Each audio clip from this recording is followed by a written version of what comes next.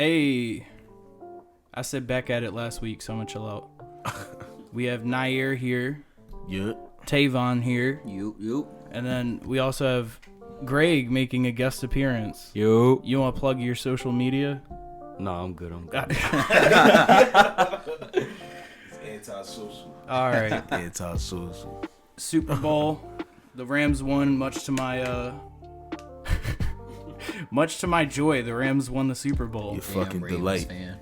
We have right here with him. we have some reactions to get into for that, and I'm really excited to hear your guys' take on it. Because I felt like my prediction was pretty damn spot on last week for the 9 people that tuned into the show. I predicted that the Rams were going to win this game 23-17. The final score, or I said 24-17. The final score was 23-20. So I was 4 points off. And I wasn't predicting Odell's knee to explode or fucking T. Higgins to Moss, Jalen Ramsey on an obvious face mask call. So, yeah, I guess overall we should get into it. First, I guess I'll go to Tay. I kind of want to hear your thoughts on the game because I feel like it played out very similar to how we predicted it was going to play out. Yeah, when you can't block for your quarterback for more than 3 seconds, you're probably not going to win a game. Obviously, we knew that the Bengals were able to overcome the Tennessee Titans. Well, about in the first round of the playoffs, but the Rams are a different animal. Obviously, you got Aaron Donald, you got Jalen Ramsey. They got the thing with the Rams is that they got premier talent. Well, premier players at premier positions, pretty much. So you got Aaron Donald, you got Von Miller, Jalen Ramsey. So it's kind of hard to try to overcome the liabilities what the Bengals have, which is their offensive line. I think their defense played fairly well outside of Eli Apple. I thought obviously. The scheme was pretty. Yeah, I mean, outside of Eli Apple. Outside of Eli. Yeah, outside of Eli Apple, they had a good game plan. But to me, I think one underrated injury that I think that's not getting enough attention is the injury of Chidobe Awuzie. I say because obviously if Chidobe Awuzie was up, I'm not saying that he would have contained or stopped Cooper Kupp, but he ain't getting burnt like Eli Apple too, like he was. Yeah, he was out. So well, I mean, he wasn't out too much. He was running onto the field and getting personal offense flags. Yeah. So but speaking about the flags, one thing I do hate about the NFL or just like in any sports game is when the referees are non-existent throughout the whole game and then they show up for like the last 2 minutes. They make a game-changing call. And it's understandable how you got these flags like blatant calls like the T. Higgins one. So that's an obvious call that we know that should have been called. Yeah, definitely. But then I guess it's a difference when you got penalties like beginning of the game, it doesn't worth as much. But when it happens at the end, it's like it's like little room to like make up for it. That was scripting, right? Back to back on What? Eli Apple. Yeah, that bro. was definitely scripted. So other than that, that's pretty much what I had to say about it. Major kudos to Matthew Stafford. I think he doesn't get I guess you could say I don't want to say respect as if he's like a top premier quarterback because of the other quarterbacks that's been around during his time, but he's a pretty damn good one. And what another underrated aspect of him is that he plays through, nicks and bruises and some slights of injuries and stuff like that. One thing that comes to mind is his early years when he played against the Cleveland Browns, when he his arm was pretty much shot. His whole shoulder was shot. The tackle destroyed him, and he's like, "Get the hell off me! I gotta go win this football game." Yeah, and he won the game. So I think, especially now that he's able to enter this next aspect of his career, even though he's 30. It's early mid-30s. He's whatever. 33, I think. Yeah, he's still got some years to go, so he'll probably try to do what he can to prove Richard Sherman wrong. So, yeah, that's how I feel. I'll pass it over to Nye. It wasn't really a outcome that I didn't see coming.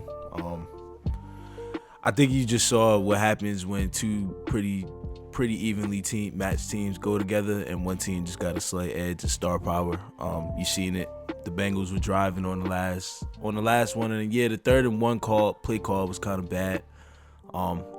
You get 4th and 1 on the last drive. Trying to get downfield and kick a field goal. You just seeing Aaron Donald's will. I think that's a testament to how good Aaron Donald is. Bengals didn't get necessarily killed out there, even though on paper they don't have like the roster that matches up to him. Shout out Joe Burrow. He had a lot of composure in his first Super Bowl. Shout out Matt Stafford. He did his thing all playoffs. You just saw the better team, the more star-studded team win. Yeah, that's an interesting take because I don't feel that way. Like, not necessarily. Or I do think the better team won. Let me make that incredibly clear. I thought this was going to had the chance to be a blowout. And in the first quarter to like the first half of it, I'd say right up to where Odell got injured, I thought it was shaping up to be a blowout. Like, I thought he was about to take that game over. And this isn't coming, I'm a huge Odell fan, but when you had the type of bracket coverage that you had and you had as many people sitting back as you did, the running game wasn't going. The thing that was really propelling their offense forward was Odell in that first half. And then after he went down, they had numerous 3-and-outs and their offense stalled, and they still managed to pull out a win. I think if Odell doesn't get injured, this could be a 7 to 10-point loss at least. Hey, them Bengals get the ball back if them Rams score, though. Bengals getting the ball back, bro. And yeah, the offense was stagnant for a couple of times during the Super Bowl, but I don't know. I had a lot of faith in Jamar Chase. You saw him break loose a couple of times. You didn't see Jalen Ramsey have like one of his Jalen Ramsey shutdown corner games. Yeah, he had a bad game. Yeah, no, definitely. Pretty bad game. He was looking like Eli. He was looking like Eli. No. So I don't know. I see the way that you see as it easily could have been wide open. I see it could have just been a high scoring close game. Maybe. The reason I don't feel that way, or at least I'm kind of irritated watching the Bengals, is I just don't think Zach Taylor's that guy. I know he just got a massive extension. I know that he has made some good calls and really good game management throughout this playoff series. But when you're in the Super Bowl and you sub out Joe Mixon on pivotal third down situations to run or pass the ball to Samaje Perine, who's your fourth down also. Like, what was he doing? Getting a breather? Because the Super Bowl's over. He has all offseason to get a breather. I just thought that the coaching was incredibly questionable. I thought the defensive play calling was actually incredibly good. It was good. But I thought that the decision to not have max protect at least, or at the very least, have a running back or tight end there to help block against a terrifying pass rush baffled me. And I think Joe Burrow handled it in the first half really good, but in the second half, he held the ball on a little too long, and I think that would have worked out if he had an extra guy or two back there to help pass protect. But instead, the Bengals wanted to go out swinging with, these 4 or 5 receiver spread offense concepts, and I think it failed them, especially when you have the lead in the Super Bowl.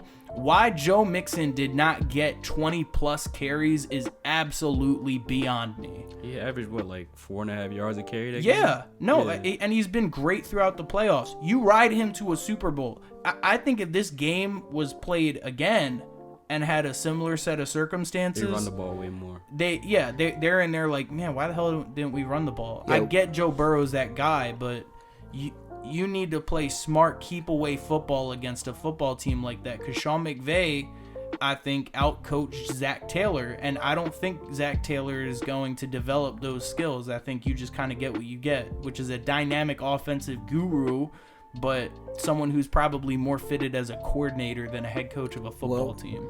Scathing, but... Well, one thing about the game that, especially as we acknowledge that Joe Burrow was hurt, I do think that third down play towards, was it Tyler Boyd? That drop was huge. Yeah, it was. That pretty much, to me, that kind of... I'm about to say he never dropped the pass all season until that, so...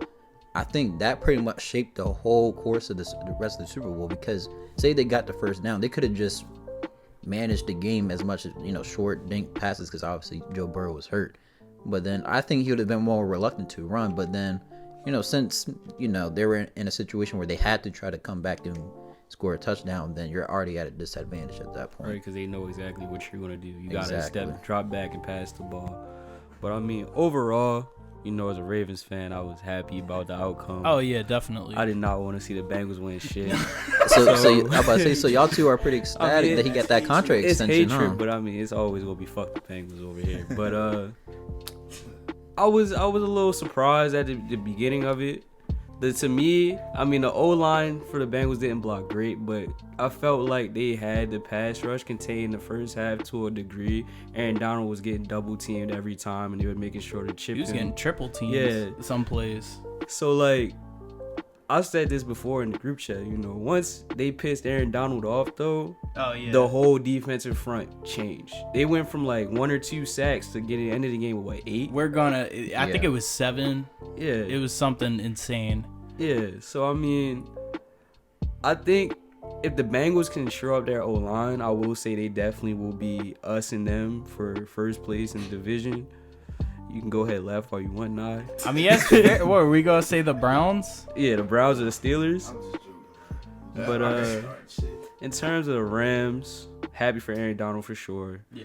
Like, I don't want to see him retire. I hope the retirement speculations are He false gonna run it news. back. Yeah, he better run it back. I think it's bro. just from what I've heard, from like the media, it was primarily, I think, for him and McVay, it's like contract leverage. Okay. They're just trying to get paid better because like TJ Watt just got a fat fucking contract, and I think Aaron Donald's kind of sitting there like, he's won the Super Bowl. He probably should get. He's probably gonna get like 18-20 million at least. No, for real. TJ Watt is making like 24-27 right now. Damn. Like somewhere between the Steelers gave him the bag, so I think Aaron Donald's like, all right, if I did everything I want to do, if you want me to keep playing, I have to be making like.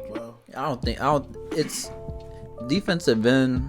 When they talk about like premier positions, defensive tackle, even though you can't really classify Aaron Donald as a D tackle because he can rush from anywhere and be a productive Defensive weapon. Yeah, he's like a defensive weapon. So I guess that kind of goes against what I was trying to say, but like 30 mil, like say like 28 mil.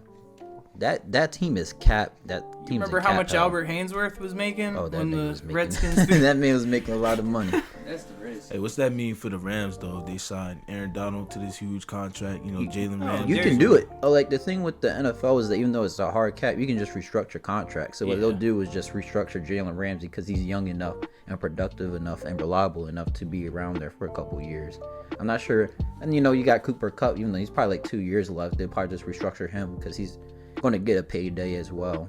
And I'm not sure what other players they got under contract, but like their left issue's gonna tackle, be their line. yeah, their left tackle. I'm sure we're going to get into that later. He's possibly retiring. He's already like 40 years old playing in the Super Bowl. So Yep, old ass. Okay, I feel like we beat the Super Bowl into the dirt. Yeah. I feel like we kind of got everything we needed to. All right, let's shift it a little bit.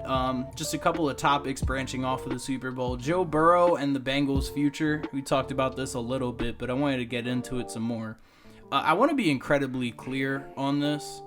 I don't like the Bengals, but with that being said, I do like and have a lot of respect for Joe Burrow. He reminds me a lot of Andrew Luck. Like, a lot before Andrew Luck got injured. And I'm making this comparison. Which time? What? No, like when he first came out. Oh yeah. Yeah, like before the comeback season. Gotcha. Like when Luck could still like run around and shit. Yeah, like that's what Burrow reminds me of. He's very similar in play style to Luck, and I'd say he's actually less turnover prone than Luck was. He's a really good talent. But there's some crazy stat I heard where it's like the last 16 or 17 quarterbacks who make the Super Bowl, who make their first Super Bowl, basically, that lose it, don't ever make it back. So that's like, think the Cam Newtons, Donovan McNabb, Colin Kaepernick. So and that's a long line of quarterbacks. And I think the Bengals are in a really tough position, even though, yeah, they have the cap space to fix offensive line. Yeah, they have the flexibility to be able to make some moves. I think they're going to be pretty, contentious in the playoffs next year. I'm not expecting them to fall off a cliff, but I think their path to a Super Bowl, and I said this last week, their path to a Super Bowl is going to be considerably more difficult next year. You don't get Derek Carr and the Raiders. You don't get Ryan Tannehill and the Titans with a limping Derrick Henry. You're going to have to go through the Bills or the Chiefs, unless the hall's open for them to just run through it. I think it's going to be a lot harder of an AFC next year. I think this was their shot to, not make a Super Bowl, but win it. I think this was their shot and they kind of blew it. So that's my thoughts. No, I definitely agree. Another thing is, too, in terms of the future, I'm interested to see how the money plays out because, Joe Burrow is on his rookie deal, but when it comes times for his extension, T. Higgins in the same draft class as him. He's going to have to get an extension around the same time. Jamar Chase the year after. Joe Mixon is next year, I think, coming up? Yeah. So that's a lot of money you're going to have to kick out to keep if you plan on keeping that offensive talent together. And then, like you said, you're going to have to pay money to get the O-line straight unless you hit on it in the draft, of course. But I think they'll be a perennial playoff team again like they were in Andy Dalton and AJ Green era. I think they'll be better than that, though. I think they'll actually win some games. But well, they already have. Oh yeah. What a fucking Super Bowl. Yeah, they was But I think in general, I don't mean 1 year. I mean consistent overall. play. No, I overall. agree. They're gonna be a force to be reckoned with. Not losing the quarterbacks like T.J. Yates or anything like that. Hey man, they should have lost Derek Carr. I think we in the NFL in a quarterback-led NFL right now. It's always been, but like in the AFC especially, it's a bunch of great young quarterbacks. So, as easily as you could say the Bengals won't make it, you could easily say they have the talent on offense at least to make it there. They just need to get that offensive line, and then it is just a matter of money.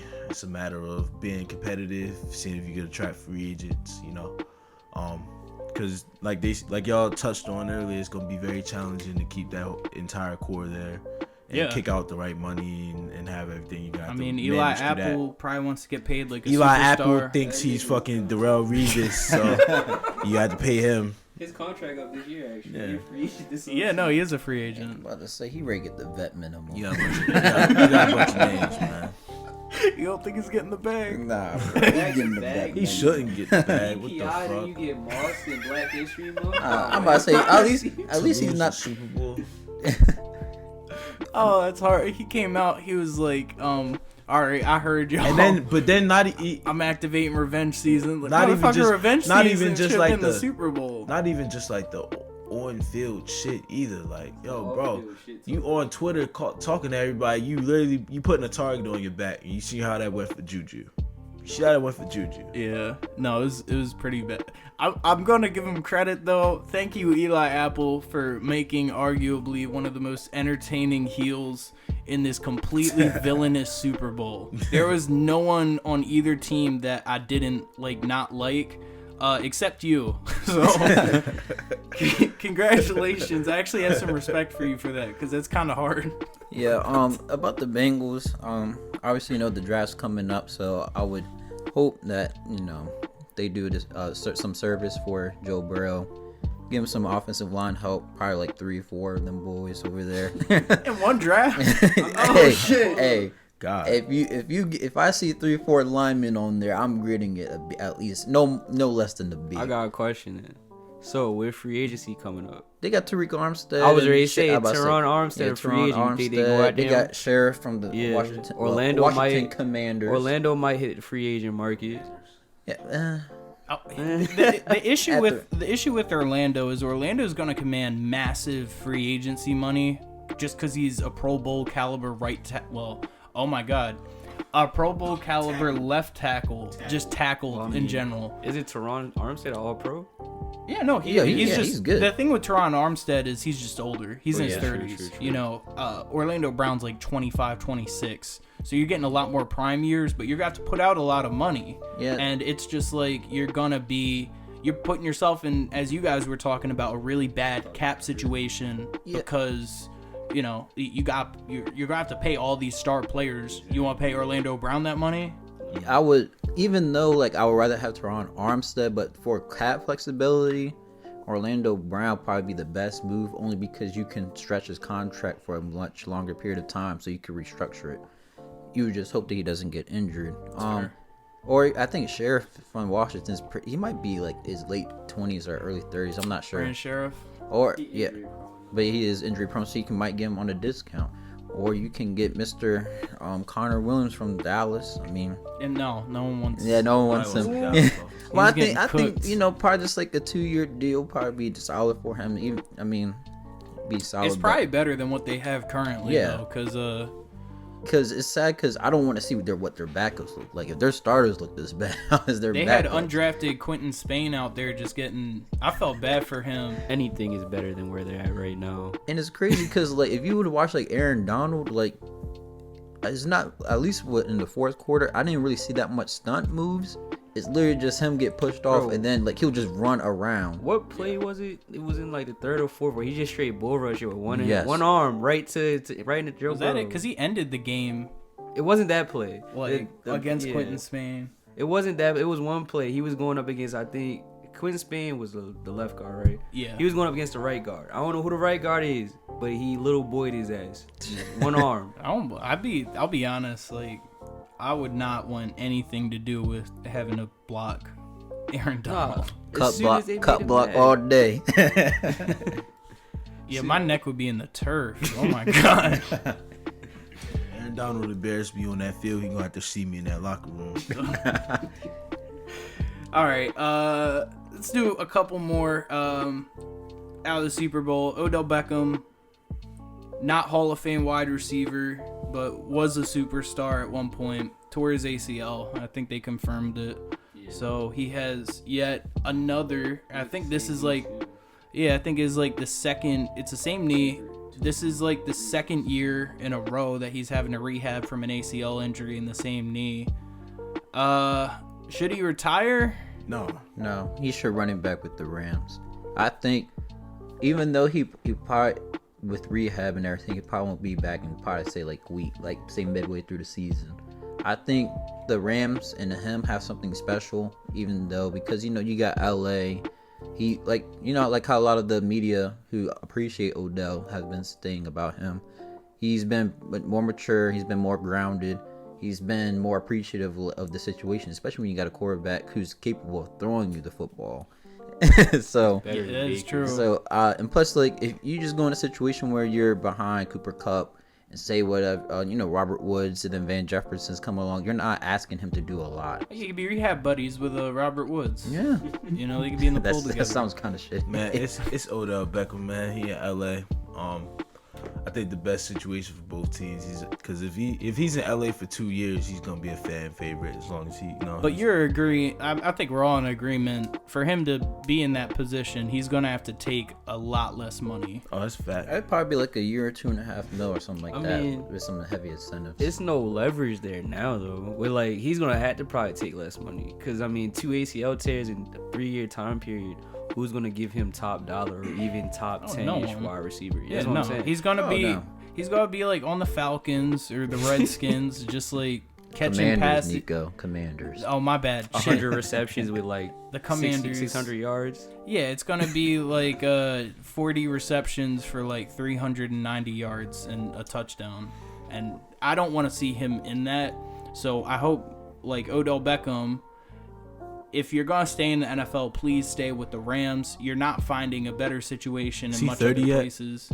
No, he'll be 30 by the time he rehabs. 29 I'm really right just now. thinking about it, bro. All of them, the New York Giants, like late 2010, mid 2010 Mid-2010s. receivers, like none of them lasted. Like Mario Manningham was done by like 32. Hakeem Nicks was done. I mean, Sterling Victor Dwight, unless you Cruz. want to include Sterling Shepard's still there, right? Yeah. Yeah, Isn't he's like, hold up, he's Yeah. 26 and he gets hurt every other game. he was on my fantasy, bro. I recommended no Sterling Shepard. I had him 1 year and I was finished. I mean, he's good when he's out there, but He's playing hurt. 6 He's games just a hurt year. injury prone as well. Yeah.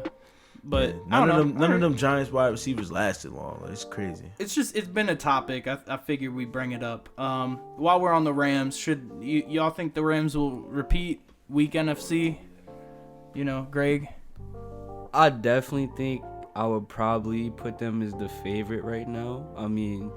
You look at the Packers. Aaron Rodgers is still there right now, but there's no guarantee he'll be there. Them boys, $50 million over the cap. Dude, the Packers? Yes, they're $50 million over the cap. I mean, he still has a year left, but there's no guarantee that he wants to stay there. He might ask for a trade. And Devontae Adams going to ask for like $30 million. Devontae Adams going to the Raiders, team up with Derek Carr. But with the rest of the NFC, you got the Cardinals with their Kyler situation right now. Kyler acting like a little bitch. So, it is what it is. But I don't blame him, though. I mean, they haven't put up. Now, I mean, part of it is his fault. But also, I don't think Cliff Kingsbury is a great coach. But with Seattle, Russ wants out. And Seattle's defense has been horrible the past couple years anyways. And then... who else is there? It was the Saints. The Saints are in cap hell, so they're not getting a quarterback. Niners. Yeah. Jimmy G wants out. I mean, he doesn't want out. They're going to trade him, so you don't know what Trey Lance is doing yet. The Bucks are just... Man, watch out for them Eagles, man. Hey. Man, watch out for them Eagles, man. We about to listen. We don't even need Russ. We about to be a run heavy secondary. You gonna run the wishbone? Huh? You gonna run the wishbone offense? Bro. It's like, nah. It's about to be. I don't think it's as sweet in the NFC as everybody thinks it is. Now I get it. There's a lot of quarterback situations, but quarterback situations always resolve themselves before the end of the season starts. That's true. You know what I'm saying? You're gonna get Carson Wentz going to like the Buccaneers and inheriting a Super Bowl ready Buccaneers team, and they're gonna go, fucking 11-7 and make some noise, and whether this is hypothetical because I don't really mean it, but I'm just saying, like, a lot of these teams are ready and just lacking their quarterback, and there's a lot of good quarterbacks in the NFL right now. I don't think the NFL is the NFC is as sweet as we saying it is. I like the defenses. I think the NFC is pretty sweet. Pretty sweet. Yeah, it's open. It's open, way more but I don't think it's sweet. You know what I'm saying? I don't think it's just in comparison to the I don't think it's like the guarantee, like, the Rams are just gonna walk through the NFC next year. No, I think it's more of a challenge. Oh, go ahead. I think it's more of a challenge in the AFC just because you know what you're getting. You know what teams are showing up to the party for the most part. With the NFC as of right now, it could be you don't know what you're necessarily getting just yet. And plus, like, but going back to the Rams, Nico, I think they got their Super Bowl window for me is probably about 3 to 4 years. Especially like how we just glossed over about how the NFC is pretty much wide open. Yeah. You gotta cash, even though we noticed that how they cashed in now, they gotta cash in even more. Because there's gonna be a situation like 5 years down the line where their team's gonna be pretty much terrible because of all the assets they get. Yeah, I mean, that's kind of my issue with this Rams team. Right now they have barely any draft picks into next season. No, they don't have a first round pick until like 2024. I don't even think they have do they even have like a second? No. Or a third? No. All right, exactly. So like they have no incoming talent to help them out. So everything they have to do through the free agency. Von Miller, while it was a fantastic acquisition, won them the Super Bowl. Needs an extension. He's getting older and he needs an extension. I don't know if he's going to be back. Your offensive line's getting poor. I don't know if they're going to be back. The running back position with Cam Akers and Darrell Henderson, I don't really know how solid that is. That's like a C. It's like a C backfield to me. So, while I do think that the Rams should be respected, I don't think they're going to nearly be in the perfect situation that they were in this year with their player personnel to be able to make a Super Bowl. But they're going to be in the running. Like, I wouldn't be shocked if this team makes the second or third round of the playoffs. I just think that there's other teams there. Honestly, like, I think Aaron's best bet right now is to just stay in Green Bay and outlast it. This season sucked, but if his team's first seed again, 13-3 man or 13-4 man, just pray you don't play the 49ers. He's Mr. 13-3, 13-4. Yeah, and then hopefully he won't choke in the playoffs this time and come out on top. So I don't think the NFC is sweet, but it's pretty open though. I definitely think that the AFC, is a bloodbath. And one thing that people have to acknowledge is that when it comes to draft picks, even though you can trade for these high name players, these rookie contracts are pretty much quote unquote cheap labor in retrospect. Great, yeah. Yes, you get cheap labor for young athletes who can do. If you put them in position to succeed, they can do it exceptionally well. The fact that your first pick is going to come in the 4th round, you're getting lesser talent as far as rookies come, and then you're banking on the fact that LA is a nice city. You got a nice culture. I mean, I would want to play for Sean McVay, but it's just the fact that do you believe that you can get all of these veterans to come over to play on these veteran minimum deals? And it's kind of like, I'm not sure you can fill up a whole roster and be like consistently competitive with veteran minimum players on your team. I agree with that, but I think LA does offer the allure of a ring as of right now. If you feel like there was any team that you could probably get a chance of at least appearing in the Super Bowl with, it might be the Rams right now, just because of the pieces there. I think Odell comes back on a vet minimum deal, or maybe not vet minimum, like an Antonio Brown contract. A decent team deal.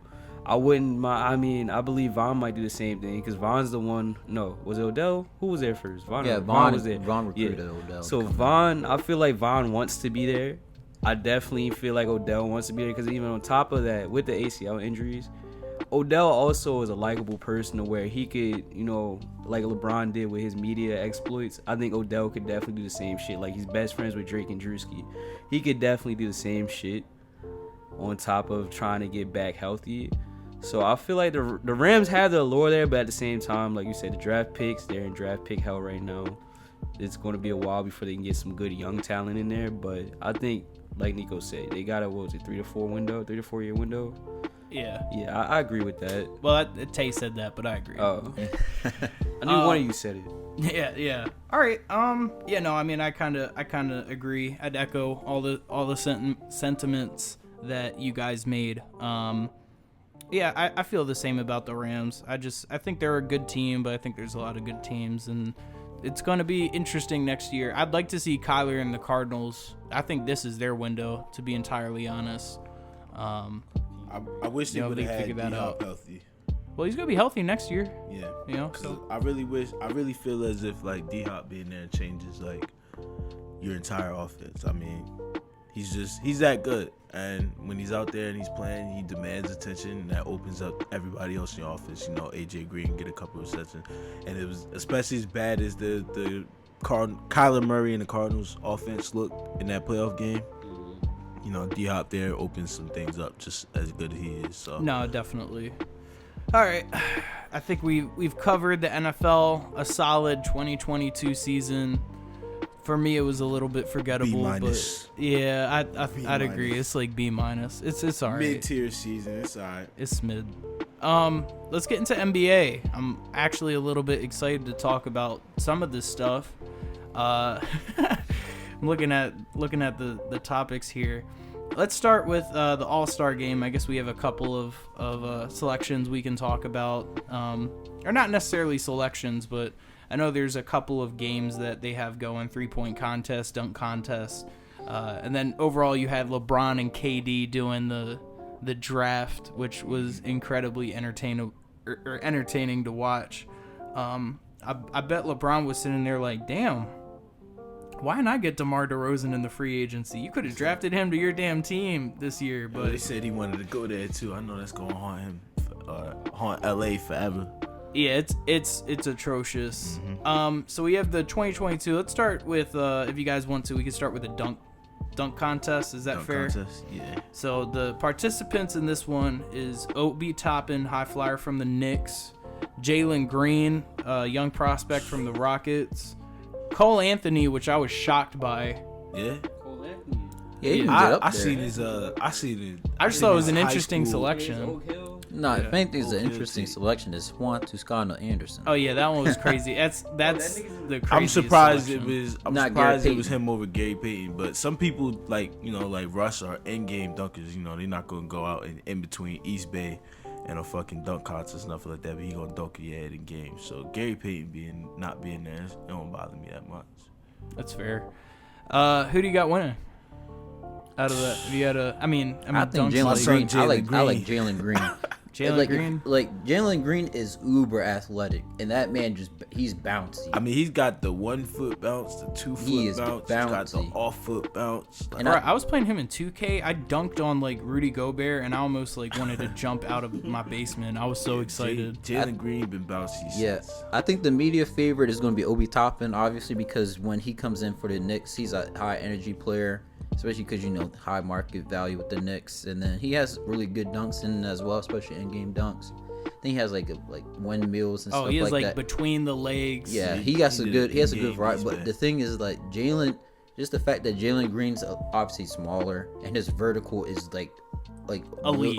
It's like elite. Ja Morant level. Yeah. And he's, like, super flashy. And he's flashy, too. And I know, like, especially with his personality, he's going to do a lot with the props. Yeah, he's gonna have like a lot of props and whatnot. So I think he might take it away.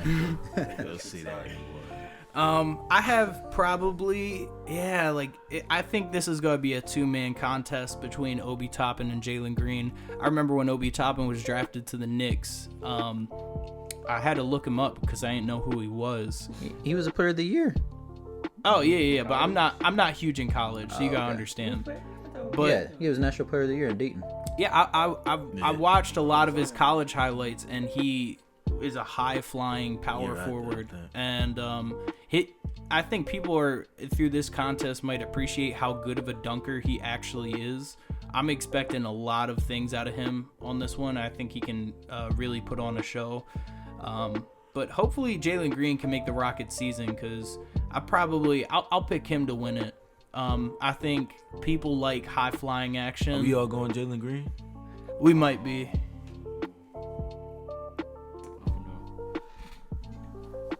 I like Jalen Green, but I'm going to just say don't sleep on Cole Anthony. I done seen Cole Anthony do some shit when he was at Oak Hill and even when he was at Carolina, and I wouldn't be surprised if he was the win.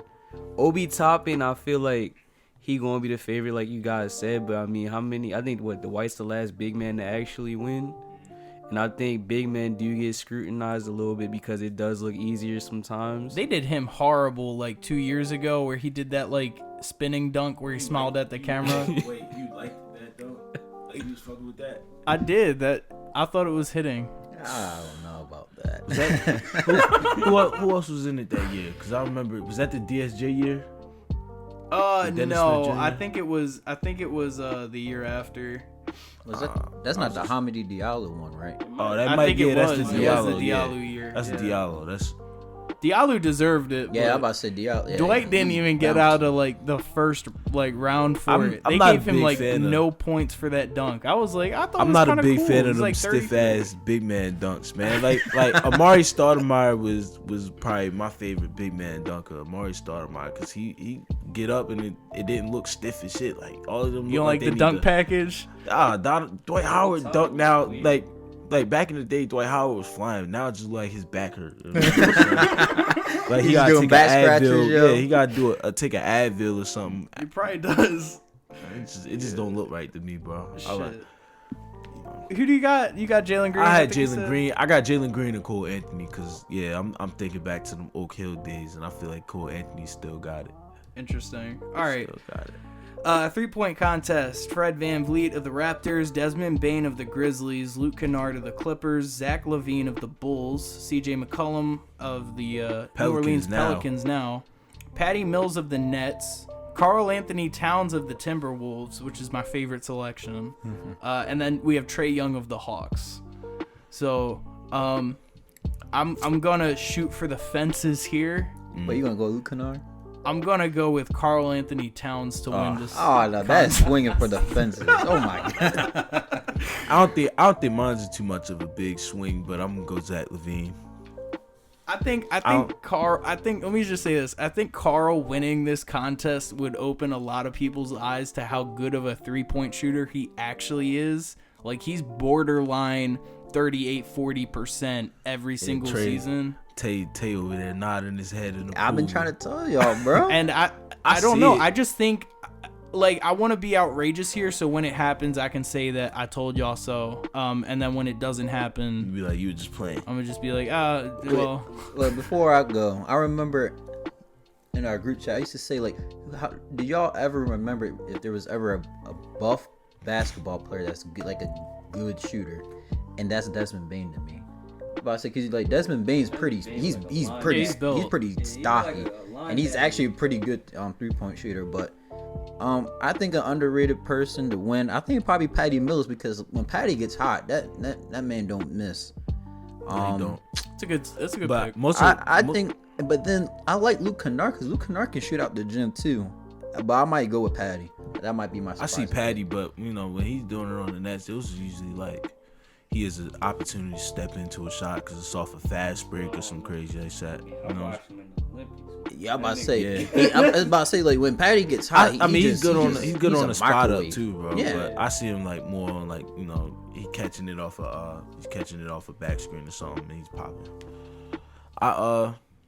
Like I said, I don't really think it's too far fetched. I'm gonna go Zach LaVine, but I think it's a good contest. I think CJ McCollum's another name because when you got a midi like that's as pure as CJ McCollum's is, that 3-pointer is just that's a layup to you. You know what I'm saying? That's he all. had the money ball in the corners. Now. Yeah, like them standing 3-pointers just come easy to you when you get that mid range down and the form don't change. So, Greg, do you got any picks?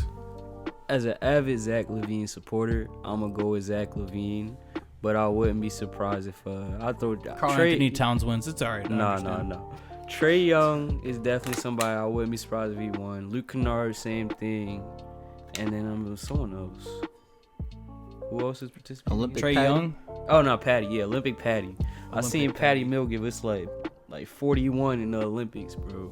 So I wouldn't be surprised if Patty won it either. All right, interesting. Skills challenge. This is weak, but don't say it's weak, man. Antetokounmpo brothers. This is always my least favorite contest. I gotta go first. You know who I'm going with. We have Team Antetokounmpo, which is Giannis. I'm gonna fuck these names up. Thanasis and Alex Antetokounmpo. No, I know his last name. It's Antetokounmpo, but yeah. So that's Team Antetokounmpo, and we have Team Cavs, which is Jarrett Allen, Darius Garland, and Evan Mobley. Towers. And then Team Rooks, which is Scotty Barnes, Cade Cunningham, and Josh Giddey. All right, let's hear it, Tay. I'm going with the Rooks. Going with my man Josh Giddey. Upcoming co-rookie of the year. My man's gonna hold it down for Team OKC. Let's go. I'm about to say he came into the draft. I'm not gonna lie. I was kind of surprised at the pick I was at first. with you on draft night. And then Tay said, "Who the fuck is this?" I'm pretty sure Tay went inactive for like 30 minutes because he said he was mad at Sam Presti. Not to lie. I had to digest. I had to look at the film. I was like, you know what? I'm content. I gotta believe in Sam Presti. But it's funny because if you look at his draft profile like through Twitter and everything, you'll see like Josh Giddey's face, and it's right. They say he's bad at basketball, weakness, ball handling, passing, shooting. And it's crazy. Like now he's in the skills competition, so that means he's pretty damn good at basketball. No, I agree. I'm going with the Rooks. Hey man, make the skills challenge great again.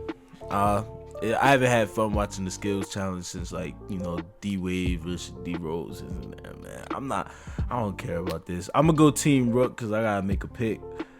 It's the skills challenge, man. Yeah, like when Sabonis won it a couple years ago. No, but even then with the Rooks, you still got Scotty Barnes. He can run with the basketball.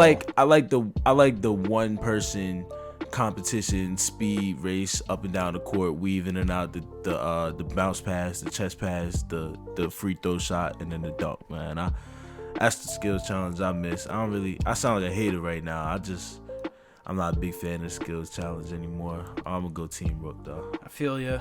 All right, Greg, did you get your pick in? I think you said. What'd you say? I'm going with the Antetokounmpo brothers. Giannis, He's my a Bucks man. fan, Yeah, I'm a of course. Bucks fan. I'm riding. Yeah, I I'm should riding have with already Giannis. guessed. I'm just gonna be contrarian here and say Team Cavs. I think all three of the people that they have on their Garland squad. I like I Garland a wouldn't be lot. surprised. I like Evan Mobley a lot. And I think Jarrett Allen's an interesting selection, but I'm interested to see what they're going to do. I actually I like want to it. see him do some of them bounce passes. See what he got. Jared Allen gonna lose the ball dribbling and eat all of those words. You're probably right. All All right, so that covers some All-Star Game stuff. Let's talk about a much more enjoyable topic. I'm going to take that back. Data Davis, yet again, is injured. Anthony Davis just suffered a basketball injury that I thought only I was capable of having, but I mean, it's pretty common. He twisted his ankle. He fell on it, basically. That's an ankle sprain. Shut the season down, man. That's an ankle sprain. Oh, I think... Yeah, I think the Lakers... Tell LeBron, shut the make season Space down Jam when there's 3. the play-in now, so technically the season's not over. You start filming Space Jam 3, you know. 3. You tell Russ, you know, you just gotta send him by the river, man. You gotta send him to the river. Yeah, bro. He has to invite him on the yacht parties and just leave him out there. It's time. It's time to give up on your season, Lakers fans. And I hate to say it to you, but it's time to give up on the season. Yeah, they are not beating fucking anyone in the playoffs. I don't know if they're beating the Edgewood High School basketball team. I don't know. The JV team. It is an absolute carry job yet again by LeBron. And I said this, I think last week. He's to blame for it. And I'm the biggest LeBron fan maybe in this room. Love LeBron. Probably. Right? But when Russ is making $45 million. Did no one sit down with Rob Pelinka and actually, yeah, it kind of makes sense why they acquired him, because an actual GM would have been hell no. For $45 million, the Lakers right now could have 4 excellent role players, or at the very least good. Imagine Malik Monk playing like he is. Maybe Carmelo Anthony's offense actually matters, and you were able to retain Caruso, go out and get a 3-and-D guard, go out and get DeRozan, for crying out loud. But instead of having a team with good depth and flexibility, they were just nah, let us bring in the hyper athletic guard who routinely cannot win, can't shoot. The floor spacing's going to be terrible.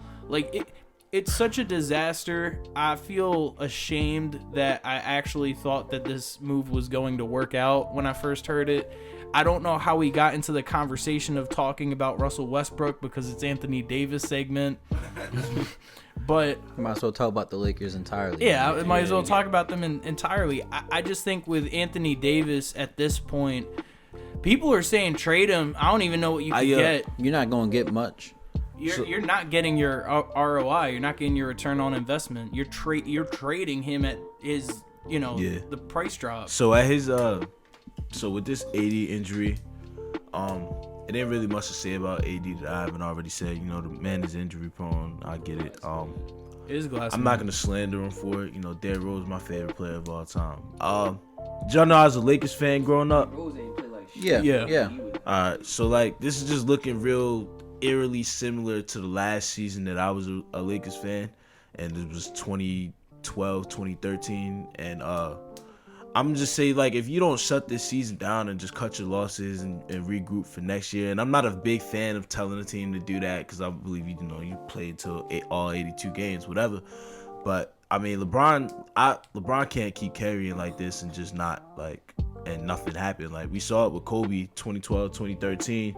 He had to do the carry job. Steve Nash broke his fucking back or his leg or some shit like that. Dwight Howard in and out of the rotation.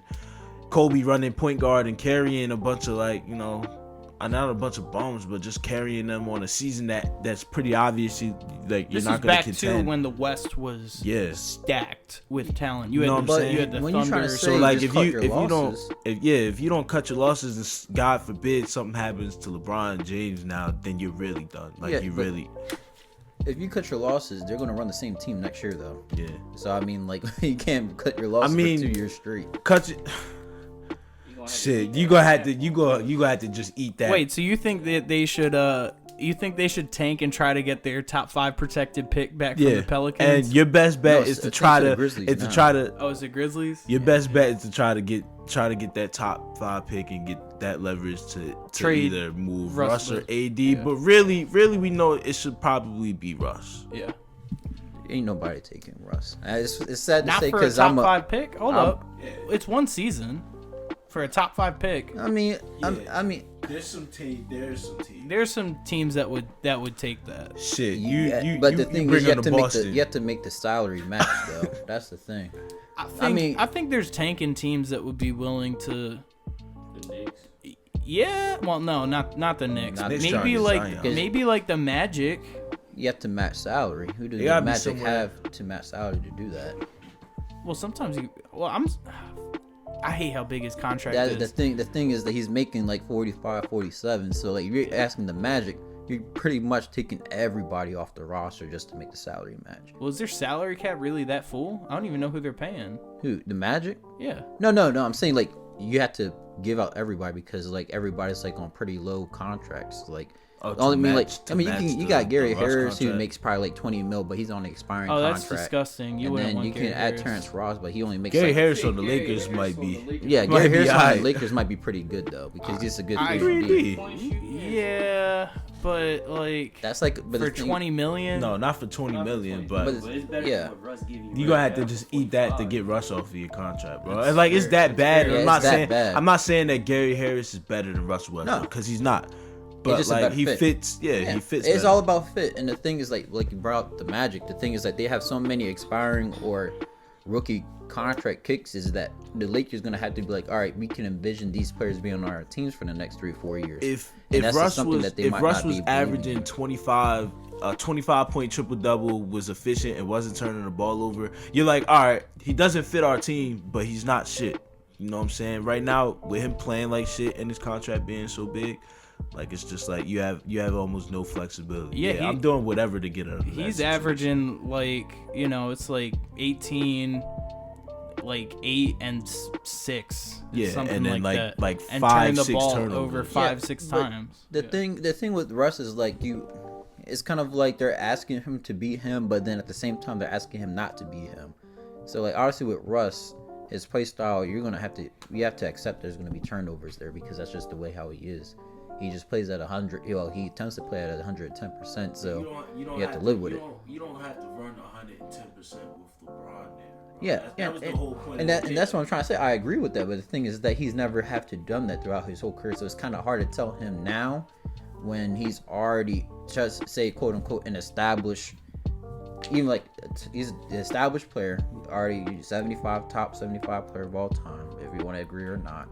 So it's like, so the thing is like how can you tell someone who's already this late into their career to change the style of play that they're supposed to do? It's different with Jason Kidd. It's like, well, Jason Kidd, you have to establish a jumper. That's adding something to his game. The thing is that if you're trying to take away the turnovers, you're trying to take away part of Russell Westbrook's game that he's not accustomed to doing. So. I mean, I guess you're right, but at some point you gotta change your game to fit where you are in the league. Melo had to do it. Yeah. J. Kidd had to do it. I mean, as you're getting older too, his athleticism fading. It's not like it's still there. Yeah, but the thing Vince Carter Melo, had to do it. Like the thing with Melo is that we all knew Melo was a scorer. The thing that never has changed. Like we knew that Melo could put the ball in the basket. The thing is with Russ is like he went from team to team to team. So he went from Houston, where it's like, all right, you need to be the 1B to James Harden. All right, cool. We give you some spacing. They were basically a perfect spacing. Yeah, that's the perfect thing. But then you got to go to Washington. All right, you got to pair up with Beal. He did pretty well. And there was decent spacing there too. Yeah. Beal could shoot. And then now you're with the Lakers, where it's not that you're a 1B anymore. You're pretty much a third option. And it's like, all right, when you're a third option, you're not the primary ball handler anymore. You're kind of like the secondary ball handler. And your usage rate is going to go down because obviously it's LeBron, AD, then it's you. And their spacing's horrendous. Number one, yes, Malik Monk's he's pretty damn good right now. He's probably on one of the best contract, he's going to get performance-based contract-wise. $15 million, like 4 years. And then number two, who else you got other than him? I mean, Austin Reeves is a good player, but then rookie. Rookie. But see, that's why I said Wayne Ellington, Trevor Ariza. This was like 3-4 years ago. He passed his prime. Yeah, and then Kent Bazemore. And then it's like you're putting him out there. Then I remember seeing when I seen Dwight Howard's good, but the thing is like DeAndre Jordan. Like, why are you putting Russell on the court with DeAndre Jordan? Bro, I heard someone say, let's respect DeAndre Jordan for being the worst player in basketball.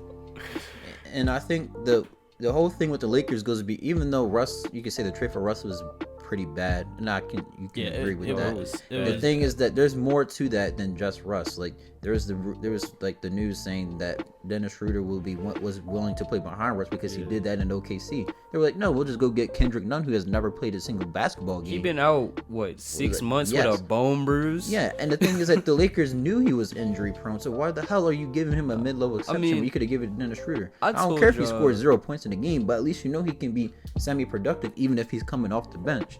And you're giving THT like what, $10-15 million, who's only played they're giving him $10-15 million to go out there and just be a burger. Just and horrible. The thing is, like, the Lakers are, we're not going to trade THT this. We're not going to do this for him. I mean, yeah, he's young. That's the only thing good about him. As what we've seen right now, he could probably flourish outside of the Lakers. But the thing is, was he worth $10-15 million at the time? No. If THT was on any other basketball team getting paid this money to play like that, we would be clowning the shit out of him. I don't think he plays like that on every other basketball. No, he probably wouldn't, because it's just like you said, the fit. The fit just doesn't work. The thing is that you could have had Alex Caruso over THT. Yeah, it was bad. You probably just had to cut your losses, but all right, we could, it just didn't work out, and you would have just got him back. You would just get Caruso and just call it a day. But nah, see, I said this when the trade happened. I told y'all, I was on from the jump. Russ is a horrible fit. It doesn't make sense. You have no spacing on the Lakers. You let Caruso go, 3-point shooting's gone. Do they have any other good shooters there before last year that I can think of that's not there no more? No, but exactly. Also with Caruso, the defense. The defense too. So you got Russ back. You got Russ there, but it's just like he doesn't fit because there's no spacing. It would have been better off with DeRozan. DeRozan's going fucking nuts this year. He wanted to be there. Now look, you had a guy who wanted to be there, averaging 30, close to 30 a night, and you getting what out of Russ? What? I'll be entirely honest. I don't think DeRozan's doing what he's doing on the Bulls, on the Lakers. No, I agree, but I think he's still better than Russ. You're not getting the turnovers and stuff. I don't think DeRozan, as good as the DeRozan fit is on the Bulls, like Tay said earlier, it's all about fit. I don't think DeRozan fixes the Lakers' spacing issues or the defensive issues either. He's not just doing been either one around of the those. mid-range. Yeah, he's not doing any of that. He's not fixing the spacing in Chicago. I mean, it's not as bad as the Lakers, but he's not. And then with the Chicago, he's they not got playing spacing D. too. Vucevic can shoot threes. I think the irony of this, I think the irony of the Russ situation now is that they had to get Russ because AD proved that he's unreliable, and now AD's still unreliable, and Russ is shit. AD is going to be 29 in a month, and it feels like we're nearing the end of his career. He needs to wear some damn high top shoes, man. Oh, I don't know why he's wearing these low cuts. He comes out here and and he need a hoop in some Air Force Ones laced with the strap on and some ankle braces on under that. You need the Kobe's. You remember when Kobe had the Kobe 10, the Kobe the AD, like the high. No, you talking about the high, the box, the 10s. No, I completely agree.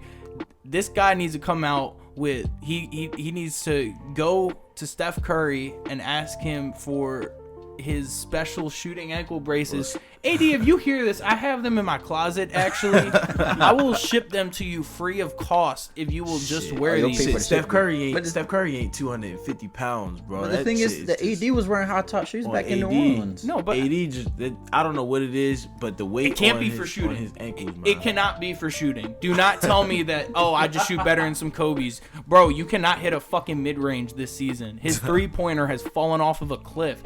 I don't know why he's putting on these shoes except he plays for the Lakers. Like, bro, get some ankle braces if you're gonna wear these low tops. Anthony Davis has a mid-foot sprain, will be evaluated again in 4 weeks. Yeah, I mean, that's pretty much what I thought. Yeah, but I knew it was a mid-foot sprain. Wait, 4 weeks? Yeah, that's what. Well, they said initially it was 2 to 4 weeks, but I just got it on ESPN. It's AD. You gotta take it, so it's gonna be 8 weeks. Yeah, it's gonna be pretty much the season. It's gonna be basically he's gonna be in the playoffs. You got AD coming back. The play-in. Yeah, my bad. Bro, that play-in shit phony. I don't even know if they gonna make the play-in. No, they will. Yeah, because they got Portland behind it, but the thing is, Portland's doing well and they're doing really good. But the thing is, like, do they want to keep doing well when they can get like a lottery pick? So it's kind of like, and then you got New Orleans. I mean, They're like 6 games over New Orleans. They're gonna be in the play-in. Man, not everybody want Tay. Hey. Not everybody going to OKC the Philly way, man. Not everybody trying to take. Hey, man. You'll see us in 3 years. Portland just want to look competitive, man. They trying to get Yeah. Yeah, they're gonna get Jeremy Grant. They're gonna be looking pretty good next year. Let's now that we're talking about trades, we might as well segue into what I think is the last segment on this episode, which is NBA trades.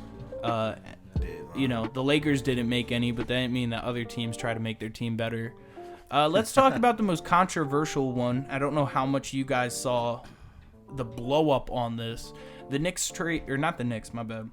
The Kings traded Tyrese Halliburton and Buddy Hield for DeMontis Sabonis. And Aaron Holiday. Yeah, it was Aaron Holiday.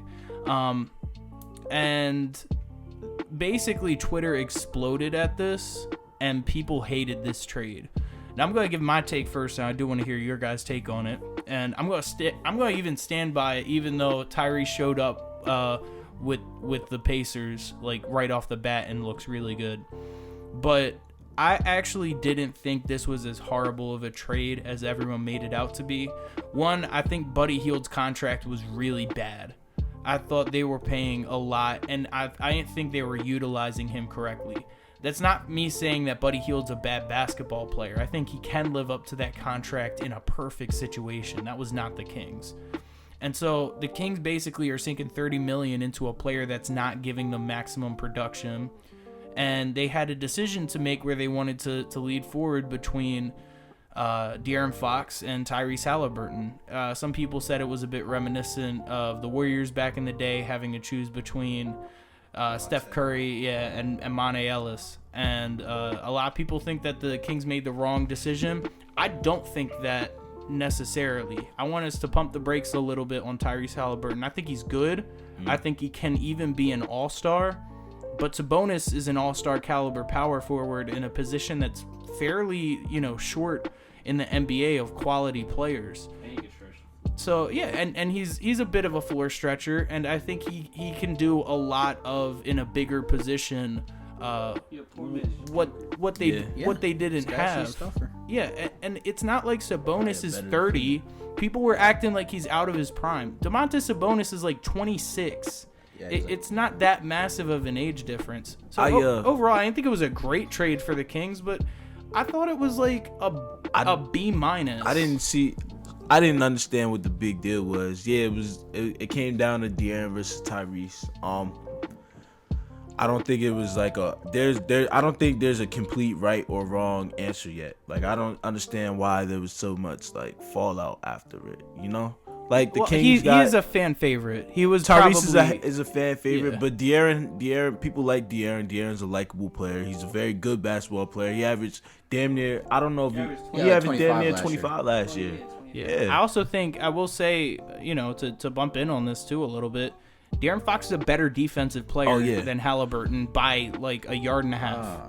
De'Aaron Fox has some of the best passing lane instincts. When he's locked in on the passing lanes, he has some of the best passing lane instincts. I just think Tyrese can morph into being a better on-ball defender, though. You think? Maybe. I think he has the physical tools set to be a maybe. But De'Aaron Fox has some of those tools too, and his only problem is like a little bit of weakness, and he's gotten stronger as he's gotten into the league, and he'll keep getting stronger. Yeah. And his jumper's getting better.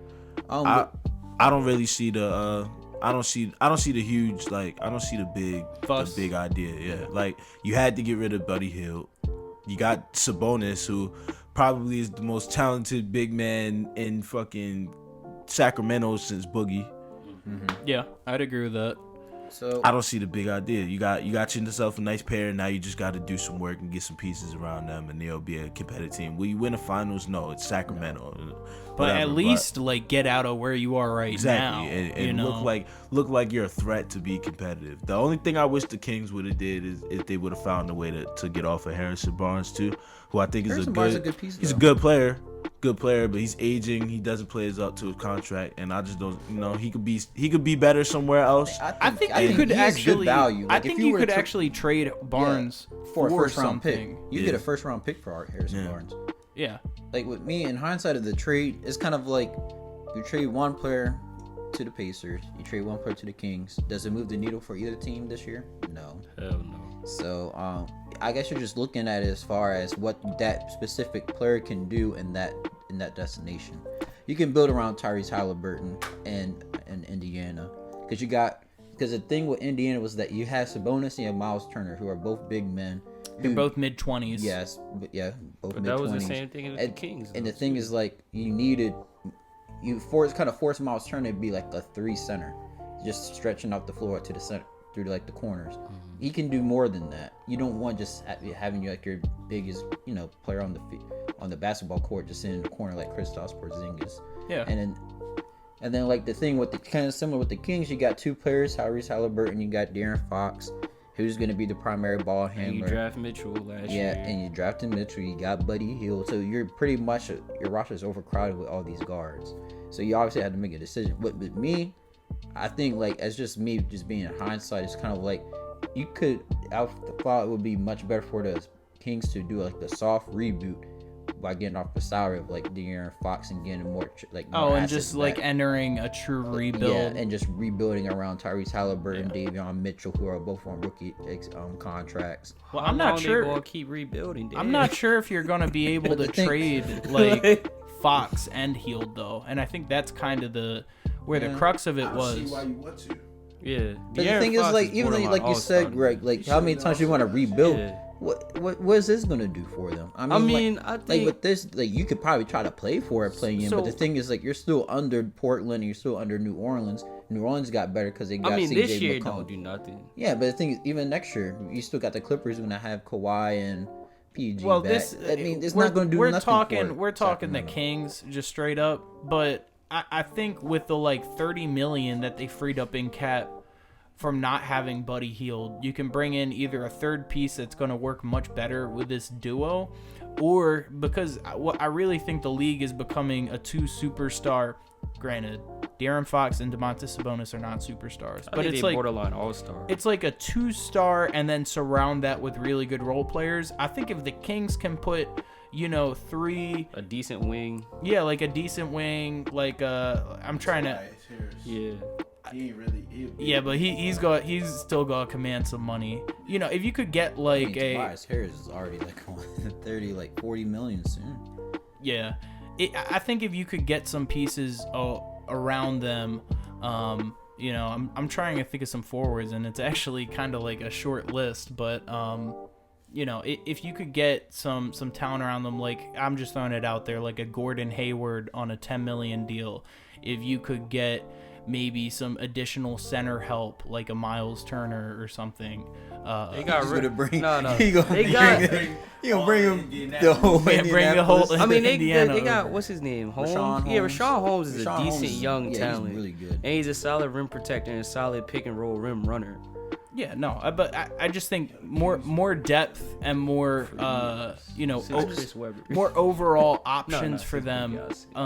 They can need to increase Yeah. their win total next year. So like I'm expecting them to be like a 500 ball club next year. I agree with you. I think what is going to be hard for the Kings is that trying, like you said, build a team, but specifically because of Domantas Sabonis, is because he's like a big who can control like the flow of the offense, tempo, too. yeah. The tempo and everything. And you have De'Aaron Fox, who is a primary ball handler because obviously he's like the leading guard. And I think you still have like They got Davion Mitchell, who warranted can because injury. Davion Mitchell has shown that he can play off ball. He's doing that pretty damn well. yeah, Davion Mitchell can be like a Marcus Smart or like I think they're probably just missing just like a tall lob threat probably. You Yeah, well, you that's what saw I'm my you saw my he was my favorite player in the draft this year.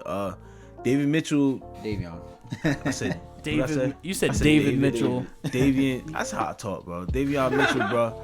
Davion Mitchell, like even in college, he played on ball a little bit. In high school, he was on ball. You know, everybody in the NBA plays on ball in high school. But I just think if his on ball offense improves to the potential that I see it, because he has a handle, he can finish with both hands. He has a jump shot. He has a little midi. And if his offense improves to where I think it can, and his defense doesn't really take a hit, and they, if they even ask him to just take a larger step offensively, you're looking at the Kings like all right, you're Two not good the guards, you're a not good power the forward. you're not the shit stain of the West anymore. You know what I'm Yeah. saying? You making some noise. You could potentially be like a 6 seed. Yeah, you know? I also don't think that De'Aaron Fox is a bad piece to build around. He Not at has all. like 7 years left in his prime, warranted he doesn't get injured. That's like, And it hasn't been like a big thing for him getting injured. Like he's Yeah, not like no. an injury prone player. He's not like reckless with his drives.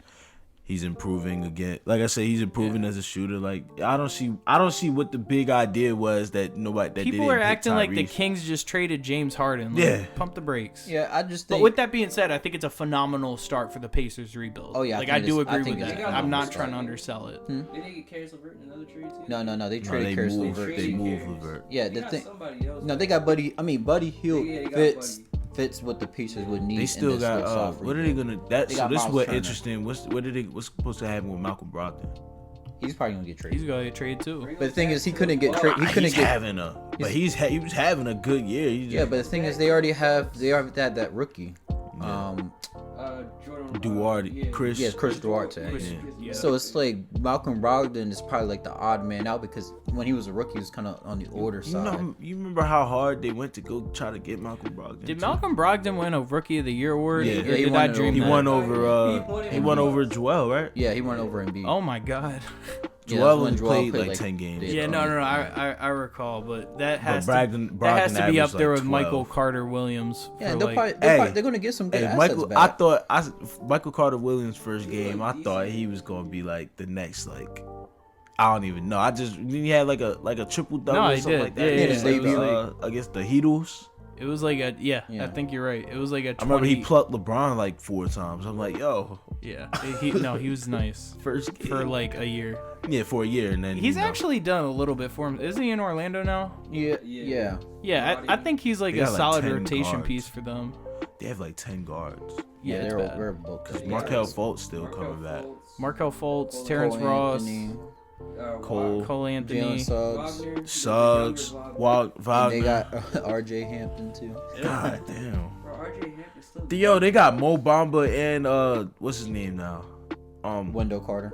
No, other tall African big man. Jonathan Isaac? Bull. Oh, they did get. Oh shit. Oh yeah, no, yeah, he did get traded to the Mavs. They got Bull and Mo Bamba. What are they doing with all of these people? Yo, they got a bunch of teenagers. It's just Disney sitting World, there. bro. Yeah. It's like the circus. What are they doing? They tried to do OKC without the draft. You Yeah, know, they the tryna- the Magic, now that I'm thinking about it, are constructed just like how Disney would think that a basketball team would look like. Yo, they got the Monstars. That's what it is. The Monstars. That's what that is, bro. Oh my god. I do too, cause I Mo Bamba's finally looking like he belongs on a fucking NBA I court. thought they would have traded Mo, honestly. I wanted they him were on trying the to, They- but- I they wanted gonna him on have the to because Lakers he's so in a bad. contract You wanted Mo extension. Bamba? I on the wanted Lakers? Mo Bamba on the Lakers so bad. I would have shit. Bull on the Lakers kind of scary. Bro, just imagine the line of like Mo Bamba, Bo, like Jonathan Isaac, like Wendell Carter. Yo. Bro, that's me in them 2K, boys tall as like, hell. Nah, bro, they Jonathan Isaac, Bull, and Mo Bamba, They That's got just Wendell arms. Carter. Markel Fultz, That's and just Jalen arms. Nah, Suggs. you gotta put RJ Hampton out there if you go to height. Yeah. RJ like 6'5". But then He's like a point Markel the guard. tallest point guard on that team. No, RJ taller Hampton. than RJ Markel. Yeah, What 6'5"? Yeah, RJ 6'5". RJ like 6. Markel like probably 6'3", 6'4". I think he's like 6'3". he turned into a solid defensive player too. Yeah. Fultz. Yeah. Yeah. Do we have any other big ones to talk about? We talked about trades. Yeah, I know Did we touch on? we did covered oh, Chris Stapps. Oh, what's the one you wanted to talk about? Y'all probably talked about it last week. No, we can still talk about it. The Harden. Yeah, Ben well, Simmons. you're the local Nets fan, so we want to hear what you have to think. Hey man, Ben Simmons said it already. It's about to be scary when they get out there. James I Harden think said the same thing. we not worried about James Harden, man. We're not worried about James Harden. We not worried about James. I ain't gonna say we're not worried about James Harden. I think both teams improved from the trade. Like realistically, now Oh, yeah, the I think it's a 76ers win-win. the 76ers fucked up not letting us keep Patty Mills and Seth Curry. Cause like now that's the Kyrie contingency plan. Like Kyrie don't even gotta play home games because that backcourt with KD and Ben Simmons on the Drummond. floor, and then Drummond. I don't really want Drummond playing like that, but yeah, Drummond out there sometimes, you know.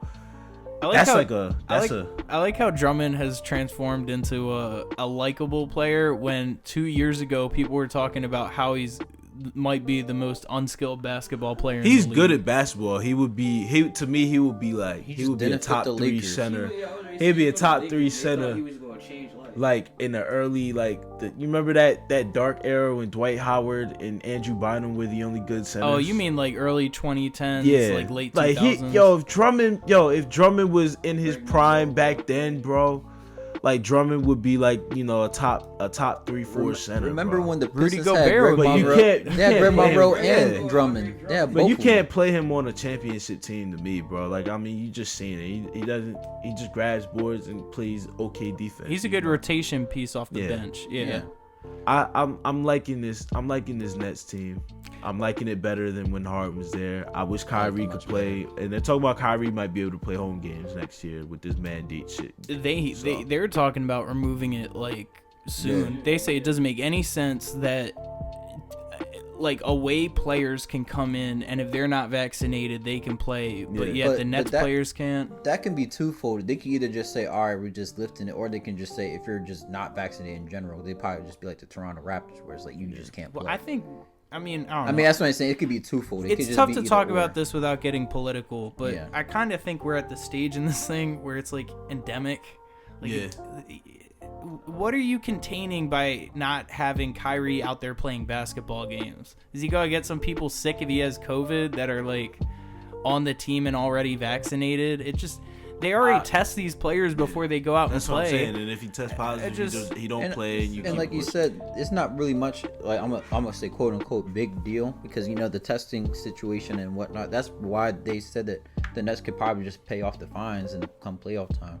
I think they'll probably just play off the fines because you want to have the best possible chance to get a ring. Right. Yeah. No, they definitely will, without a doubt. $5,000 games or $5,000. No, I think it was like 10, 15. Bro, they sell that in But, jerseys. there's not any amount of money he won't sign off just to If get you a had ring. Kyrie Exactly. go on Fox News, they'd be buying up the jerseys to let him play. I don't even think we necessarily need him. Like, I mean, we do just for like the star power. We need him for like the star power or whatever. But like, you know, Seth Curry and Patty Mills, and then, you know, Joe Harris, if he ever gets right again, you know, I heard he might be out For a year. yeah. for the year. I heard he was getting surgery. His ankle I meant like situation's weird. I meant like in the future though. Like, Oh no, yeah, I yeah. got you. you got like a Kyrie contingency player. I think the window for the Nets is now open for longer. I think immediately for ramifications on this season, it's going to be a harder transition for the Nets than it is going to be for Philly. I think the fit for Philly is relatively seamless with Harden coming in. I think with all the pieces you have to make work in Brooklyn, it's a bigger challenge. I wish I'm trying to avoid slander here.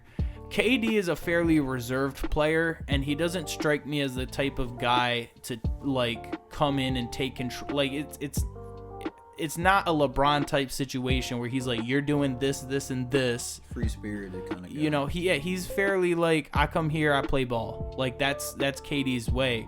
And I think you're going to have some sort of voice in the locker room to really get the most out of this team. And I'm not sure that that's Steve Nash. I'm not sure that that's this Nets front office.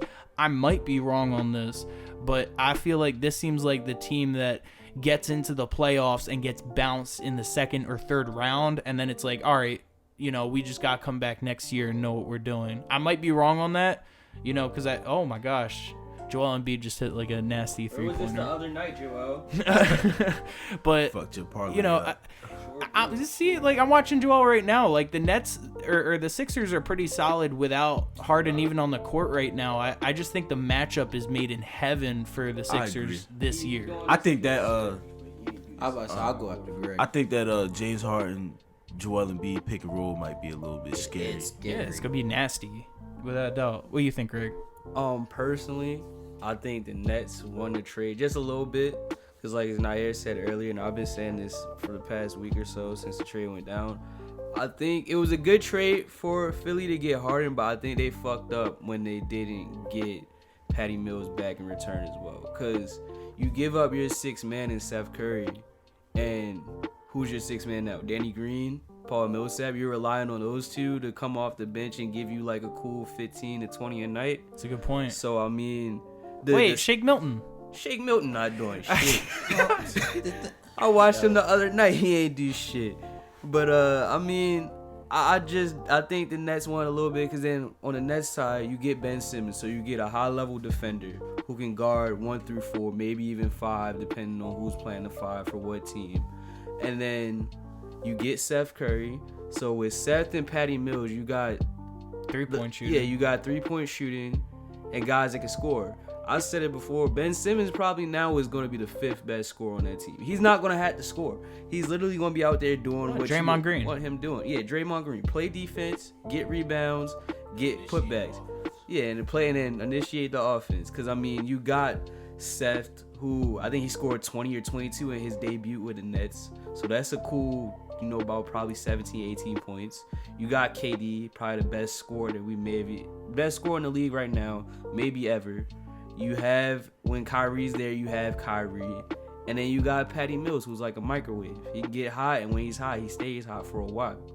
So, I mean, I think it was the Nets wanted a little more than the Sixers. But I'm gonna swing at the tape. I will say, to at least defend the Sixers a little bit, we were talking a couple months ago about, like, bro, just trade Simmons for, like, Malcolm Brogdon. Just trade Simmons, just get what you can get. You could just get anything, like it's better than having him on your basketball team.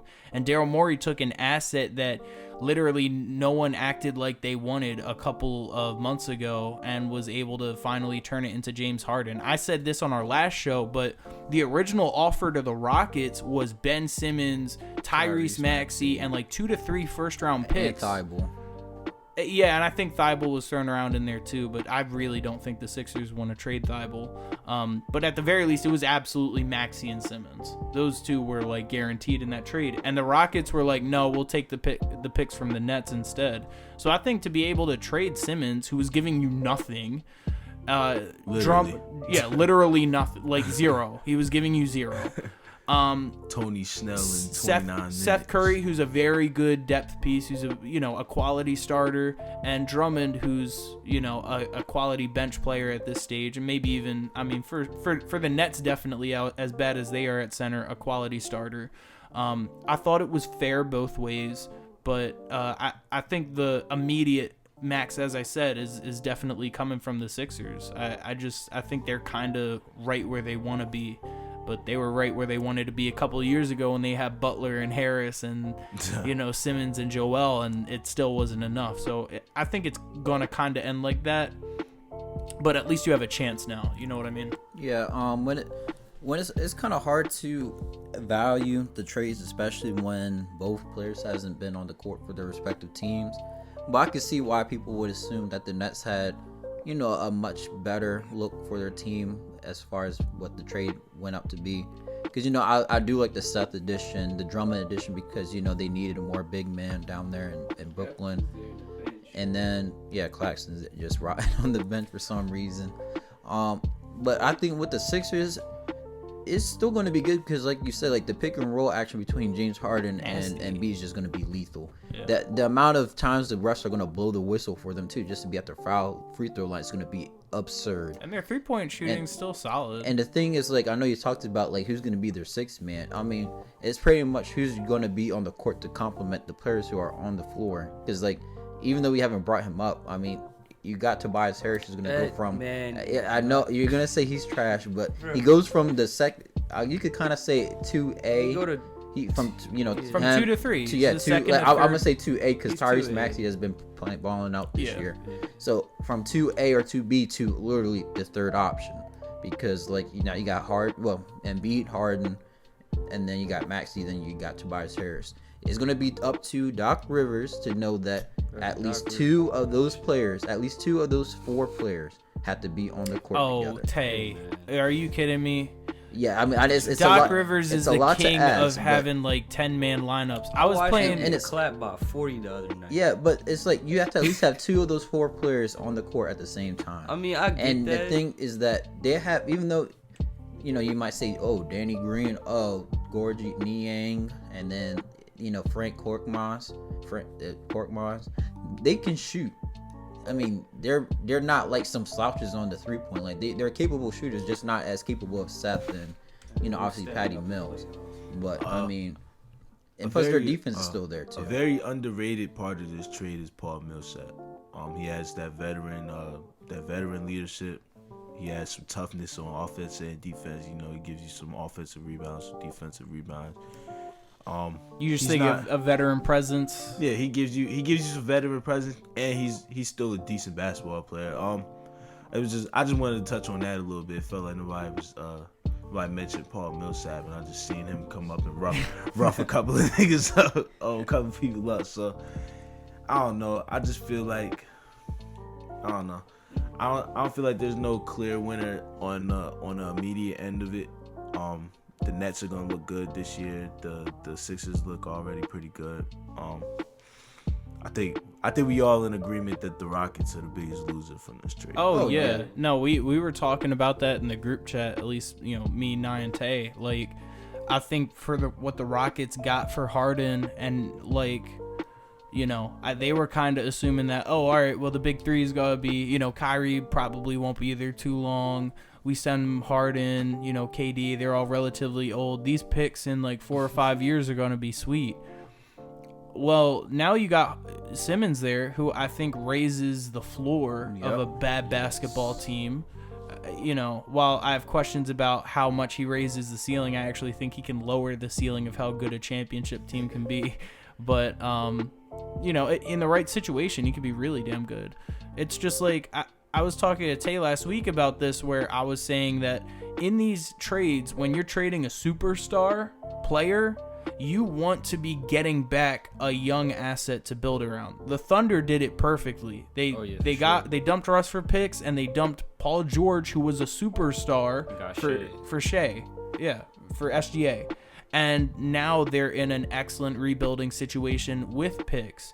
This offense for this team for the Rockets could have been, if they just took a ridiculous deal that was given to them, Tyrese Maxey, Jalen Green, Eric Gordon, Ben Simmons, and Christian Wood. Yeah. That's like a borderline 500 ball club, and you would have had picks from the Sixers on top of it. And it's worse because now, even at this trade deadline, they were like, I'm sure they got offers for like Eric Gordon and Christian Wood, and they were like, those, we want a pick and a prospect, and they're not trading these players, so they're going to keep them on the book. And you're not getting it. Yeah, and you're not going to get it next year when they're a year. Well, specifically with Eric Gordon, he's going to be a year older. Yeah, Christian Wood is like 26. You could still get a lot. Yeah, Christian Wood could still get a good amount of trade assets back. But the thing is, like, you're just holding on to these players. Like, you even tried to bundle John Wall and Christian Wood for Russell Westbrook.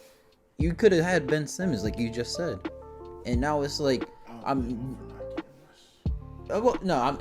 understand that, but I'm saying, like, now you're in a position where Jalen Green is going to be a high volume scorer. But the thing is, like, the thing was, like, it's just not valuable. It's who's going to be around him. Because, like, the thing with rebuilding teams is that you can have good prospects, but the thing is you have to have a good culture. Yeah. And I don't want to talk about, OKC as in, like, they're the premier example of a rebuild. But, like, the dynamic and the culture in OKC is really good. Like, you don't see anybody complaining or on the sideline, like, yawning. Trying to get chains. Yeah, like freaking Jalen Green, like Kevin Porter. Yeah, I think it was Kevin Porter was trying to getting grills on the sideline. Yeah. You got Christian Wood getting yelled at by his whole entire team. They literally ain't come back in the game one game. They went to the locker room and didn't come back. The whole Kevin Porter situation in the locker room, reminiscent of what he did in Cleveland. If you just... So it's kind of like your whole culture's in disarray, and you need veteran presence. And I think, like, they got Eric Gordon, but I think Eric Gordon is like, I'm just trying to get out of here. Yeah, I don't blame him. I mean, on that same coin, and on a different side though, with Ben Simmons in Houston, you trying to say would it work out? Yeah, because I mean, I'm not, me, I'm never really the type to care about, like, player antics or whatever like that. If you're gonna go out there and hoop, you're gonna go out there and hoop. But, yeah, but like, Ben, how do you react if you're going from a team that could have made, a couple of finals to plan on a rebuilding Rockets. Like if you're Ben No, Simmons, but the ass is like what Nika brought up is that you're gonna have a pretty good team, and plus you're building around you. So it's kind of like you have a good team, but you came from a team that should have got a ring. Possibly Yeah, could have but got. the- Oh well. well, I mean, you could have got sent to Sacramento. Yeah, they could have sent you I'm to saying, die. I mean, yeah, we saying that, but I'm saying like, come on, like Ben Simmons. Yeah, but he could have probably, still got sent to Sacramento. They did him a great service sending him to Oh Brooklyn. yeah, they Morey. did. But the Morey thing is, absolutely. like, even if he But was down only- to but Houston, only- I mean, Houston's not a. I mean, environment-wise, as far as like the city and stuff, like you seen what they had with James Harden. If they believe in you, they will build for you. Even though that's with Daryl Morey. But the thing is that you got a good city. You would have had decent assets. I'm saying it's seamless because Ben Simmons is coming to Brooklyn. This is like a perfect situation for him.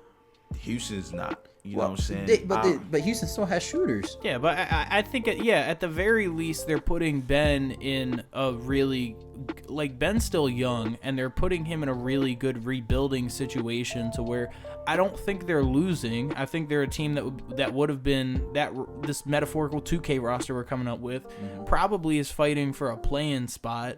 Yeah, they're at least as good as the Lakers. Yeah, like with Ben Simmons, like, yeah, why can't, like, when he was complaining about the situation in Philly, he's like, you can just build around me like they do in Milwaukee with Giannis. Yeah, like, all right, well, they could have done that for him. We'll send you the Rockets; they'll do that for you. Yeah, exactly. And we're sending you with picks. You we're remember, sending you with players. You remember before last year when the question was Ben Simmons or Joel Embiid? Oh yeah, like who to trade? Yeah, when it was questions on, like, it was like it was starting to become obvious that it wasn't gonna work like before, like the season before last year. I think we're gonna have that with Jaylen Brown and Jason Tatum. Can you imagine if they would have traded Joel Embiid? Oh If my Joel God. Embiid didn't have like his MVP year last year. Jaylen Brown, Jason Nah, Tatum. I can see Jaylen Brown and Jason Tatum playing together for a long time. You though. think so? I could also see them leaving, but it's not because of. Oh yeah, no, I'm not because of fit. I'm just saying as it's just like it's going to be to the not with money and cap to bring people in, but then it's like this is our peak with what we can do here. Yeah, I think they're in a rough spot because the Celtics did make a trade, if I recall. Yeah, they got Derek White. Yeah, they got Derek White. They gave up like a first rounder and Josh Richardson, who was and somebody else. Yeah, and I felt like That overall was a good trade. it wasn't. Yeah, but It didn't move the needle. it doesn't really move the needle You don't for watch them. Spurs. Derek White's pretty good. For the Celtics, man. The Celtics would have been how we're talking about, the Nets and the Sixers. Like, they would have been ready to take that championship level league if Kyrie never. Definitely. Kyrie was supposed to work out there. So I don't really blame nothing for why the Celtics have fallen off. Kyrie was supposed to be there. That was supposed to be their team for the next 10 years, and that got fucked up somehow. So. Yeah, no, I mean, they were a quarter away from a finals trip. Yeah, there's a lot of things gonna be That in first disarray year with soon. that core being together. no, I mean they were really good, but you also have to remember they had Terry Rozier there, who was a really solid point Scary guard. Terry, For them. the original Scary Terry. The original Scary Terry in that playoff run was frightening, like really, really good. He was really, really good. That was the beginning of the end for Eric Bledsoe. That was the beginning of the end. I remember that shit. He walked in with the Drew Bledsoe. I jersey. forgot about that. I forgot about that completely. There's a lot, so we should talk about stuff like that, like scopes of teams. Like the Boston Celtics with Jason Tatum, Jaylen Brown, Utah with D. Mitch, D-Mitch getting the fuck up out of and then possibly the. We've been saying that since this show's inception. Yeah, D-Mitch is getting the yeah, fuck he up gone, out of here. bro. I need them to make You don't think so?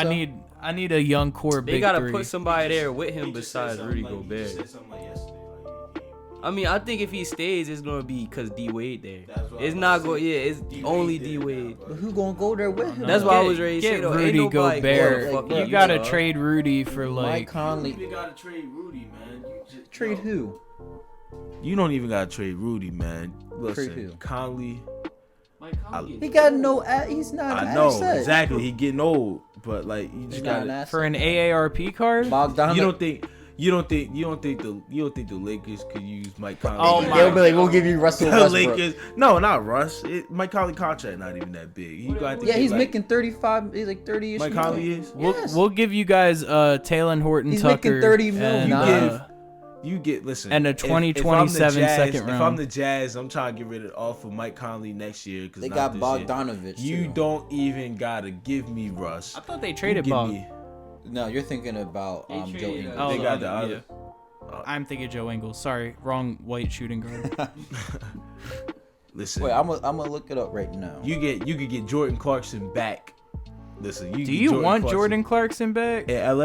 You don't want Jordan Clarkson? 21 million. All right, my fault. He makes 21. How he been playing this year? I ain't heard as much. Not as good as he was last year. He was a 6 man. Yeah, but I mean, this year I'm not necessarily sure. I mean, I think Utah's just a good team, and they're just gonna be good forever. And I'm saying you got to make that move to get over the hump, man.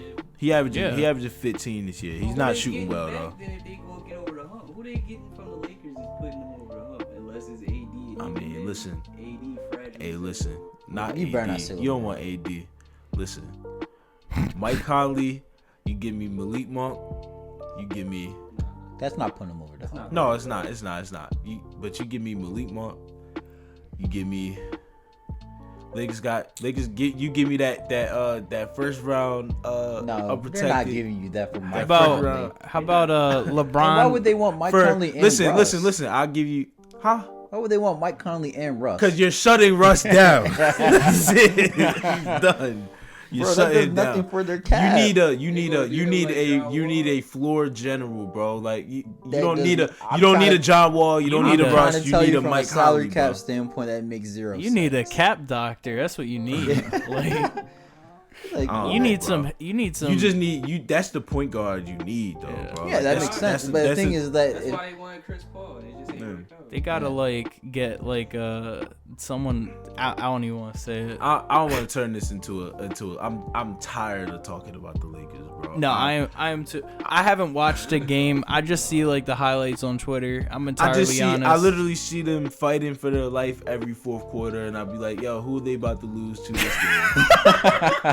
And then when they don't lose, sometimes I'm like, like last night with the Jazz, I'm like pleasantly surprised. I'm like, yo, D Mitch had 37, and y'all didn't lose. Nice.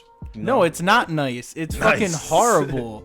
They're out here fighting for their lives because defense is just paper. I'm tired of talking about the Lakers. Yeah, I've already said this shit. They suck. They suck. They're done. All right, we're done. We're done. We ended it on the Lakers' ass. If you like the podcast, please feel free to drop a like. Please feel free to comment. If you have any segments you'd like us to do, I'd love to hear it. If you have any thoughts on these players, I like being pretty interactive in there. Can we get these